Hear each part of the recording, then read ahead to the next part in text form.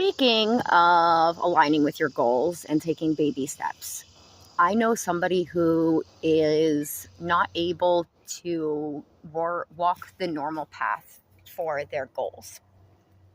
Um, and so they have to be very clever about how they're going about things. And now this particular person wants to operate trains.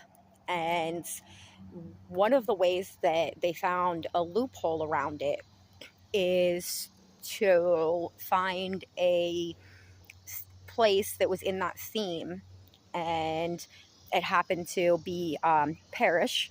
There's trains there, and you can actually volunteer there. And within that volunteering, you get to learn how to flip the switch and for the tracks, and you get to learn how to safely link up the engine train to different trains and move them around and do all of the stuff that you would have to do hands on, and you would get that basic training.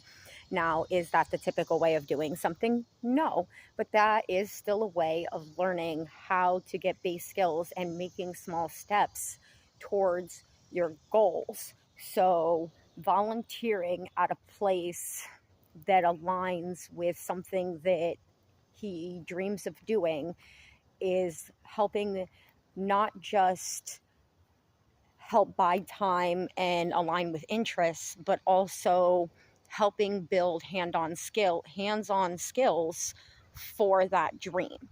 And that's how you can make these little baby steps, even when the traditional routes are blocked for the short term for you. Like, you have to wait for the long term, you have to work on little goals and stuff. It doesn't mean that you can't be working on other things that align with your goals. um, so for me personally, I only have my bachelor's degree, and I do still plan on at some point going for my doctorates, and I'm held up by money. So, um, one of the things that I do to continue refreshing on information is aligning my job with that field and learning hands on experience through my job. And this is the different things that you can do. So you don't always have to have the job that makes the most money. You can find something that's maybe a little bit of a pay cut, but aligns with your overall end goals, like the bigger ambitions that you have.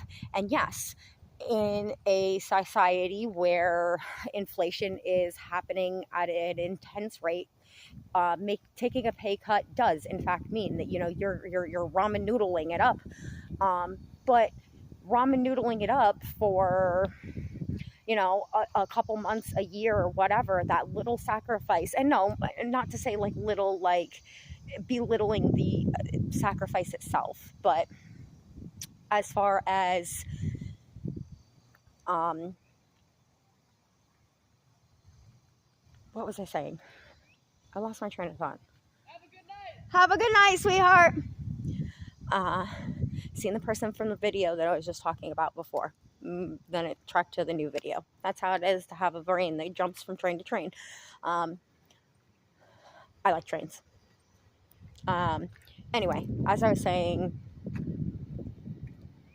jobs, volunteering, taking a pay cut. Oh yeah, taking a pay cut in this economy right now, no, isn't a small feat by any means, but it can be worth it. And with there being such a wave of people that are doing free things to help other people and feeding homeless people and doing all of these things, you can see a wake of a change that's happening.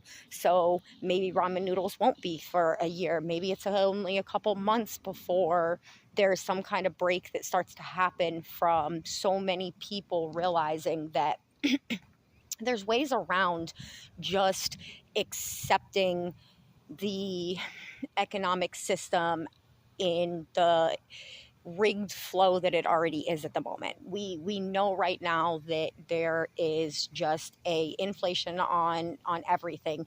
People have a mass mindset of how much can I get out of anything. There is a mass mindset of I don't have enough.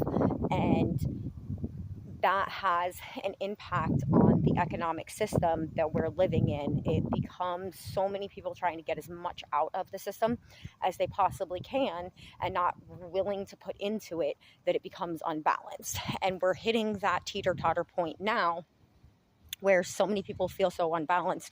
People are growing gardens. People are doing more community-based things out of need, out of necessity, and out of desire, out of all different reasonings, depending on who you are, where you're at, and what the reasoning is in your situation and circumstance. Because many things can align the same way from different circumstances. Aligning with goals, money, it doesn't have to be the normal path to go about things. Yes, I know. I shift my camera all around. I get tired of holding my arm up. No, I don't have to justify anything to a camera.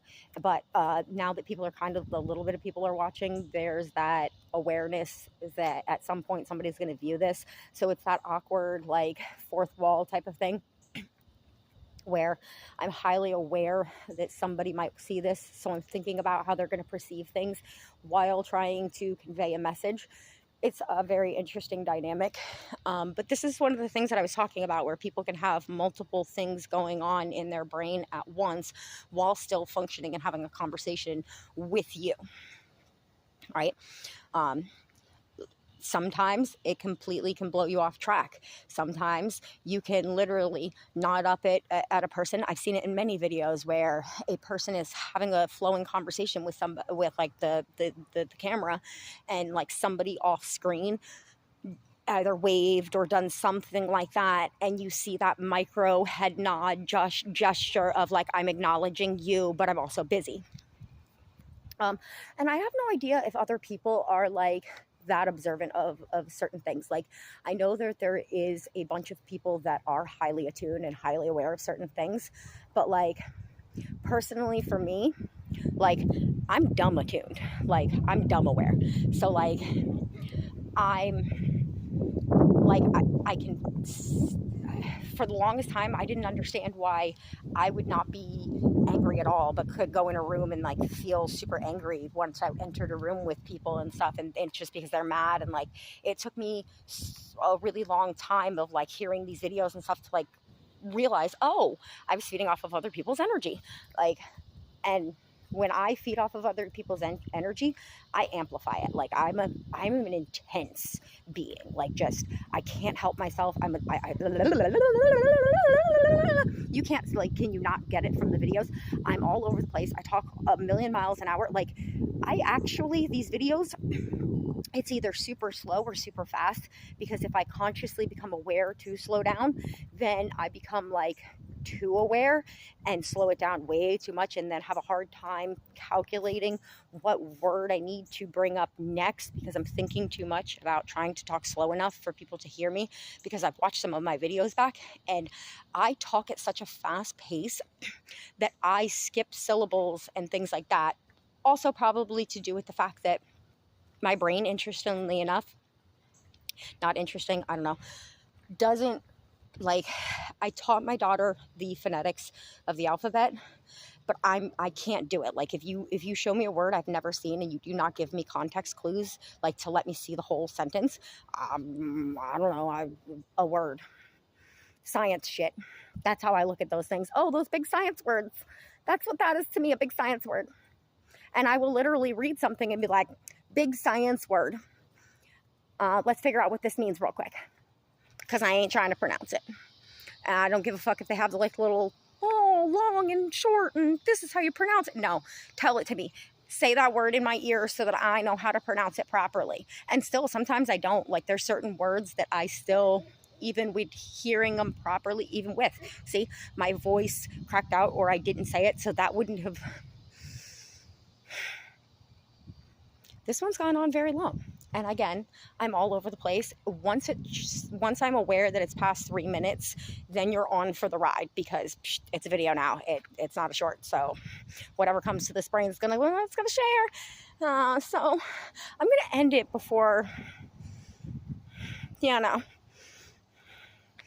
I get too lost in my world of craziness, and I brought y'all with me this time. Oh no.